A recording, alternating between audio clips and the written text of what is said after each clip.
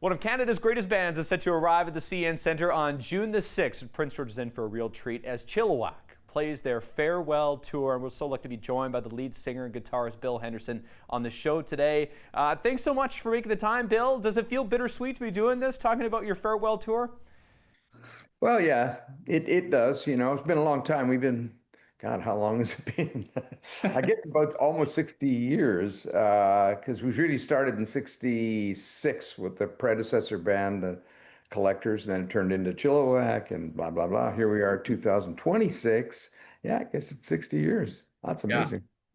And Prince George you've played here a number of times. A BC guy, you love the province of British Columbia, but I gotta ask, like going on this farewell tour, what are you looking forward to the most?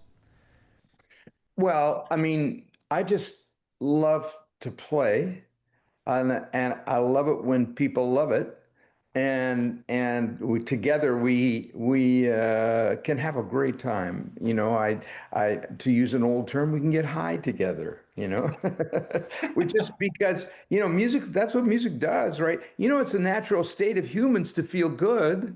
And music is music. That's the message of music. Is enjoy. You know what? I remember talking to Randy Bachman about this when he came through Prince George not long ago, and he was saying the same thing. There's nothing like performing live in front of the audience, in front of the people who've consumed your music for so long. I mean, you guys have topped the charts here for over 5 decades with a bunch of different hits. I mean, My Girl, California Girl, Fly By Night. You could go down the list here, Bill. But yeah, it's still probably special to come out and hear the roar of the crowd before you start playing, hey? Love to do it, yeah. And we walk out and just I just stand there and enjoy them for a while, and then we start in on something, and yeah, we like to let it grow instead of just going bam right off the top. Just sort of let it turn into something.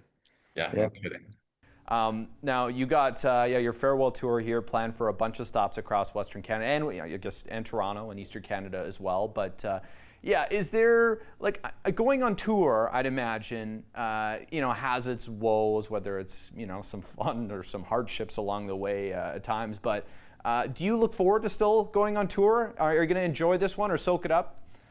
Yeah. Yeah, we do it in a way that we can enjoy. So we go out, we never play the same day we travel. So we've got a travel day, then we play. Then we got another travel day. And usually we only go out for one or two shows at a time. So then we come back home. We've got a week or so off, and then we go out again. Keeps it fresh, keeps it fresh for us. And it's very enjoyable that way. Yeah, yeah. It's good. It's a good little formula. Yeah, I was going to say, how do you keep it fresh after so many years? Like, do you have some tricks of the trade here? I'm into learning here because when I get a little bit older here, I need to know your tricks. Yeah, well, I'm not going to give them up all that easy, but so no, it is number one. This band, including the two, we travel with two techs as well. Sound man and tour manager, and everybody is really into the work. We love the work. We all love the work. And maybe a bit of bitching and complaining and this from time to time, but and we get tired sometimes, So, but basically, we love it. So that's the first thing. If you love it, do it. If you love it, don't bother with anything else. Just do it. You love that, you do that. If you can make a living at it. And at first, with music, you ain't gonna be making a living. But you love it enough and your partner can put up with it, then, there you go. My wife was really amazing at supporting me and taking care of our kids. And wow, like that stuff is super important, right? So I managed to keep a family through the whole thing, and Um, yeah, I got to ask you this. So, like, how did you know you made it, Bill? Like, I mean, through all the years, I mean, the 70s and 80s by far it seems like the most successful of Chilliwack. But was there a moment in time as an artist? well, there's a couple things about that. One of them is I stopped worrying about whether I made it or not because the very first time I came up with a really cool little song and I played it for this person who had hired me to write songs for a play, and she went, "That's wonderful." I knew I'd made it. And that's what counts. And when you stand in front of the audience and they love it, you've made it. you know? And yeah, the charts, that's another matter. You need help with that. You need business people to help you with that. It's hard. It's a hard thing to do. There's a lot of luck involved. There's a lot of a lot of work involved, and but at a certain point, making it on the charts is possible too, and we had our share of that. But it is very frustrating, and to hang your hat on chart numbers, ay, ay, ay, don't do that.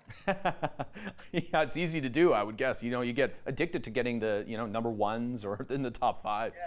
Yeah, but really, the numbers they're empty, really. I mean, it's about what the reason you got that number is because people all over the territory know your song, love your song, and not only that, but the music business has said, yes, we're behind this song. This is a great song.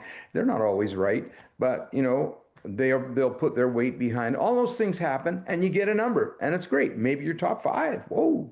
It's amazing. We held Every Breath You Take off the charts, off number one for 3 weeks in a row with my girl.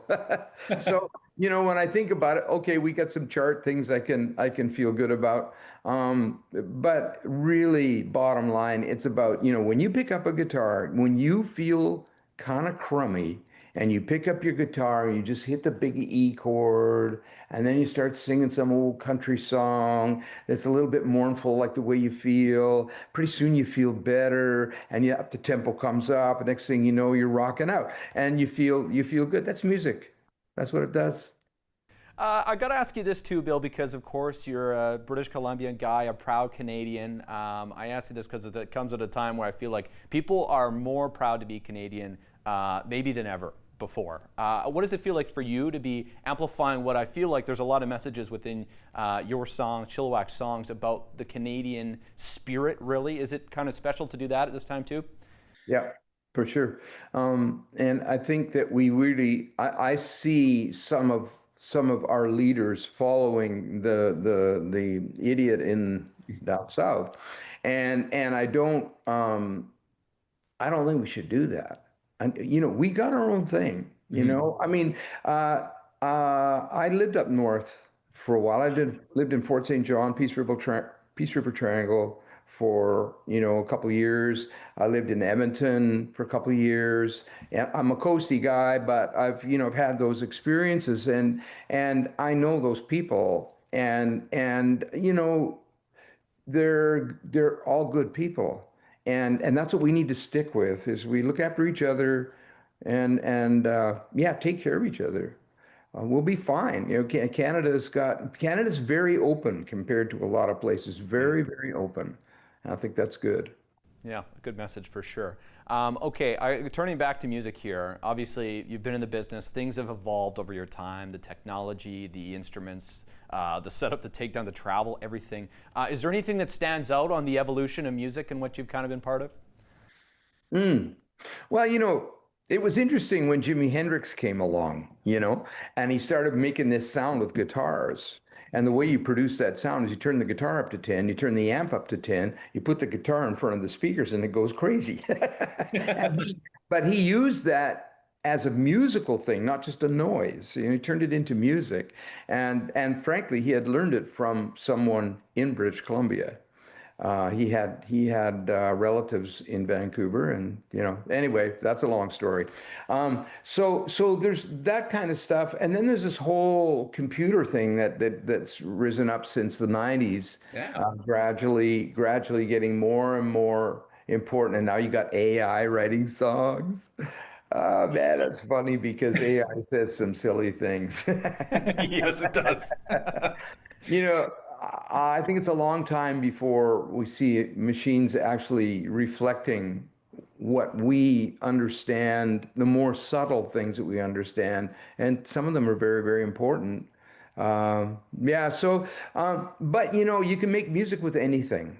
You can really make music with anything. It's just you get into the sound, you enjoy the sound, you make some sound that other people enjoy. Next thing you got music, and it's having a nice effect. Of course, you were inspired by many artists coming through, I would imagine.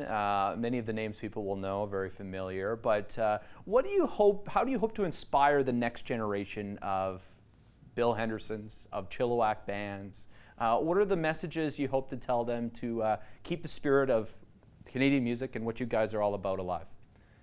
Yeah, well, sometimes I do songwriter workshops, and I don't get into the technology much because I'm way behind on that.